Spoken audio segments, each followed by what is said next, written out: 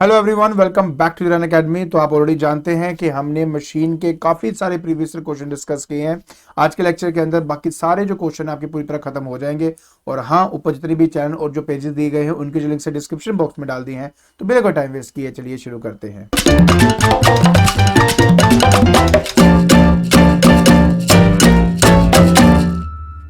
सो देखिए, शुरुआत करेंगे बेटा 44th नंबर के क्वेश्चन के साथ। कहते हैं a block and tackle pulley system has a velocity ratio of 3. Draw a label diagram of this system and in your diagram indicate clearly the point of application and the direction of load and effort.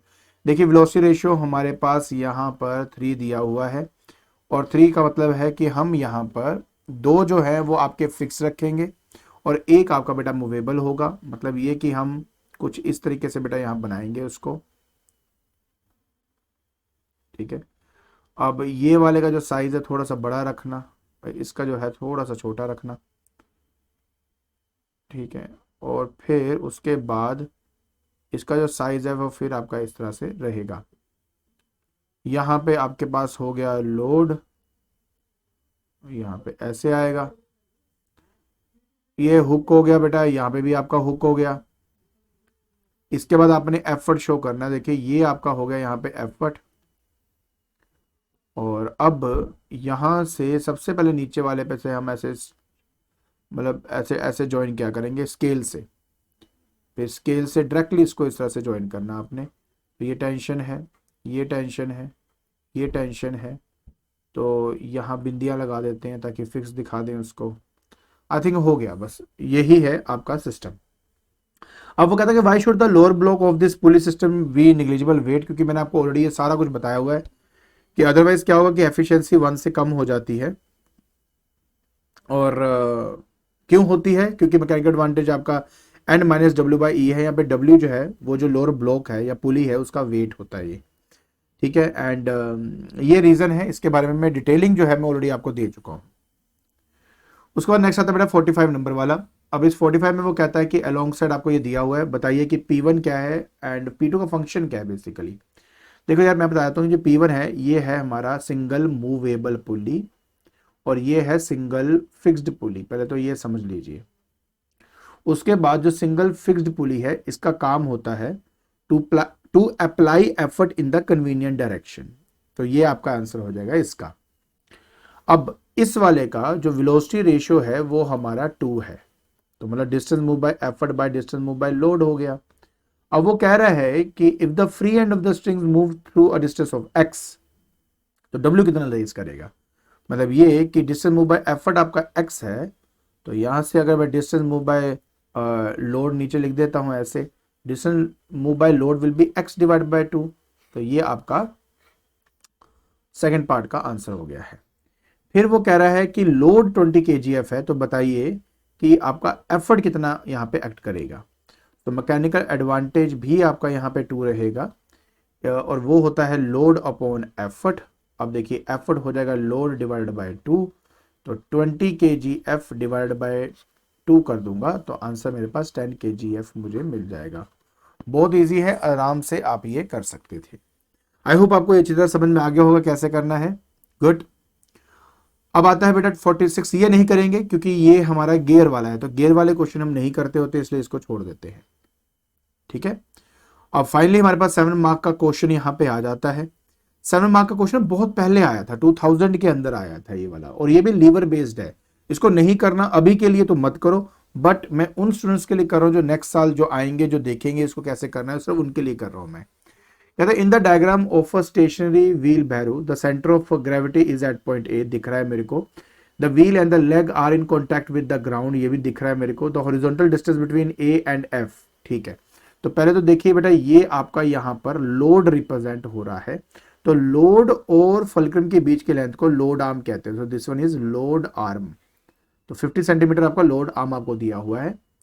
फिर वो कह रहा है कि and that of distance between B and F, B and F मतलब ये जो आपको दिख रहा है ये आपका एफर्ट आर्म है, ये एफर्ट आर्म है आपका। ठीक है, यहाँ पे एफर्ट जो है वो ऊपर की तरफ लगेगा और लोड जो है नीचे की तरफ आपका एक्ट करता है।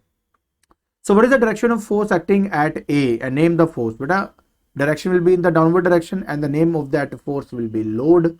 ये आपका लोड आएगा आपका। What is the direction of the minimum force F to keep the leg off the ground, obvious है बेटा in the upward direction, and what is the direction in the upward direction, and name of the force is the effort force, effort act करती है ना, ये class 2 liver है actually में आपका। The weight of the wheelbarrow is 15 kgf and it holds a weight of 60 kgf, मतलब इसका खुद का वेट 15 kgf है और इसके अंदर जो सामान रखा गया उस सामान का वेट आपका 60 kgf का है। तो टोटल लोड कितना होगा, ऑब्वियस दोनों का सम यार, 15 kgf plus 60 kgf, that means आपका आ जाएगा 75 kgf। तो ये आपके पास टोटल है। सो अब देखिए सबसे पहली बात जो यहां पे आपने समझनी है वो ये, इसमें मुझे एफर्ट निकालना है, लेकिन सबसे पहले मुझे मैकेनिकल एडवांटेज यार निकालना है। मैकेनिकल एडवांटेज क्या होता है बेटा, effort arm divide by load arm, ठीक है। अब एफर्ट आर्म की अगर मैं बात करता हूं तो वो 100 दिया हुआ है और लोड आर्म जो है वो आपको 50 का दिया हुआ है, सॉल्व करके 2 आ जाएगा। अगर 2 आ गया तो मैकेनिकल एडवांटेज होता है load upon effort is equal to 2, तो इसका मतलब एफर्ट आ जाएगा लोड डिवाइडेड बाय 2। 75 को 2 से आप डिवाइड कर दीजिए, ठीक है, 3 दूनी 6 15 7 75, ये बेटा हमारे पास यहाँ पे आंसर आ जाता है। तो इस तरीके से आपने ये वाला न्यूमेरिकल को सॉल्व करना था, दैट्स इट। और ये आपको 7 मार्क्स का था, तो 2000 की बात हो रही है, बट कोई बात नहीं था, क्वेश्चन तो हमने कर दिया। अब बात सिर्फ ये है कि ये इसका पहले पार्ट का आंसर तो मैंने ऑलरेडी दे दिया हुआ है, ठीक है, ये मेरा दूसरे पार्ट का आंसर हो गया और तीसरे पार्ट को हमने यहाँ पे इसको ऐसे सॉल्व किया हुआ है। अब हमें बात करनी बेटा 2019 में आए हुए क्वेश्चन की। देखिए मैंने आपको पहले भी कहा है बेटा कि पुराने जो टाइम हमारे सिलेबस थे उन सिलेबस के अंदर लीवर के क्वेश्चन आते थे, बट अब बात यह है कि इस साल 2022-23 के लिए उन्होंने ये जो लीवर है और उनके रिलेटेड जो क्वेश्चन है वो एलिमिनेट कर दिए हैं। तो हो सकता है आने वाले साल के अंदर वो आए, तो इसलिए मुझे एक बार मुझे करवाना है तो मैं करवा रहा हूं।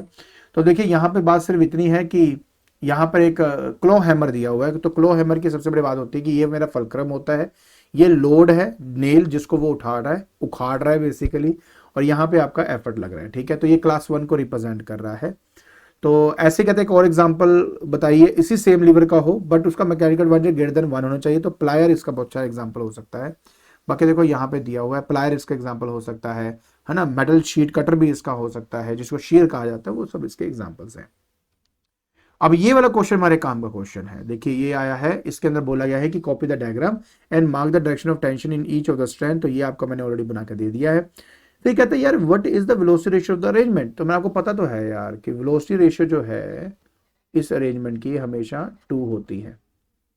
तो the tension of the strand is T, then what is the relation between T and effort ई।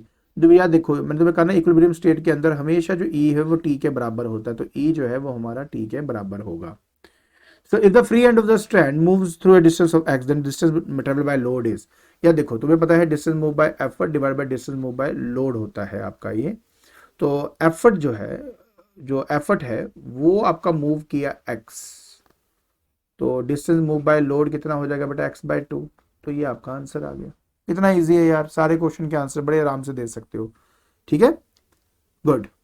अब बात करेंगे 2020 में आने वाले क्वेश्चन की, तो उसके अंदर भी आपको लीवर के बेस पे ही क्वेश्चन आता है, जहां तक लीवर के क्वेश्चन ही आते थे। Identify the class of the lever shown in the diagram given below, तो एफर्ट बीच में है, ऑब्वियस है आपका एफर्ट आर्म कम है as compare to load arm, तो मैकेनिकल एडवांटेज लेस देन 1 है इसकी। ये मेरा क्लास 3 लीवर होता है, तो जब लोड बीच में हो तो क्लास 3 लीवर है। How is it possible to increase the mechanical advantage of the above lever without increasing its length, by moving the effort away from the fulcrum। देखिए क्या है ना कि मैकेनिकल एडवांटेज होता है effort arm divide by load arm, तो load arm तो देखो आपका फिक्स्ड है, ये लोड आर्म मतलब होता है लोड और फुलक्रम के बीच का डिस्टेंस, एफर्ट आर्म होता है फुलक्रम और एफर्ट के बीच का डिस्टेंस। तो पहले तो ये समझिए आप, ठीक है। तो अगर आप एफर्ट को फुलक्रम से दूर लेके जाओगे तो एफर्ट आर्म बढ़ जाएगा, और क्योंकि एफर्ट आर्म बढ़ जाएगा तो ऑटोमेटिकली बेटा आपकी मैकेनिकल एडवांटेज इंक्रीज होनी शुरू हो जाएगी।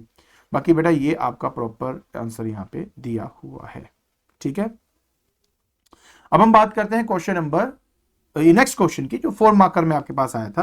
कहता है block and tackle system has velocity ratio 4 and draw a need level diagram. देखो यार मैंने आपको कितनी बार ये बना के दिखा दिया है, तो 4 का बेटा एग्जैक्टली ऐसा दिखाई देता है। कहते हैं what will the velocity ratio of the weight of the movable pulley is double. देखो मैंने आपको एक बात बताई थी, इसका वेट बढ़े, फ्रिक्शन हो, कुछ मर्जी हो, वेलोसिटी रेशियो में कभी भी कोई चेंज नहीं आता, इसलिए इसमें देखो कितने नंबर ऑफ पुलीस है, 1 2 3 4, इसलिए वेलोसिटी रेशियो भी आपकी यहाँ पे 4 ही ली गई है। तो ये बिल्कुल फर्क नहीं पड़ता कि यार तुम्हारे जो जो आपकी पुलिस ली है इसमें लोड में डबल कर दिया, कुछ मर्जी करिए हो यार, वेलोसिटी रेशियो डिपेंड करता है नंबर ऑफ पुलिस पे, काउंट कर लो, उसमें कोई चेंज ना आए तो वेलोसिटी रेशियो हर केस में बेटा सेम आएगी, इवन अगर फ्रिक्शन हो या ना हो। तो आई होप आपको ये जितने भी क्वेश्चन है वो अच्छी तरह समझ में आगे होंगे। ठीक है, तो आज के लेक्चर के अंदर हमने मशीन के सारे क्वेश्चन यहाँ पे डिस्कस कर लिए हैं, और जितने भी अब तक आए हैं ऑफ कोर्स। एंड अगर आपको ये वीडियो पसंद आई है तो please like it, share and subscribe it. आज के लिए बस इतना ही, थैंक यू सो मच।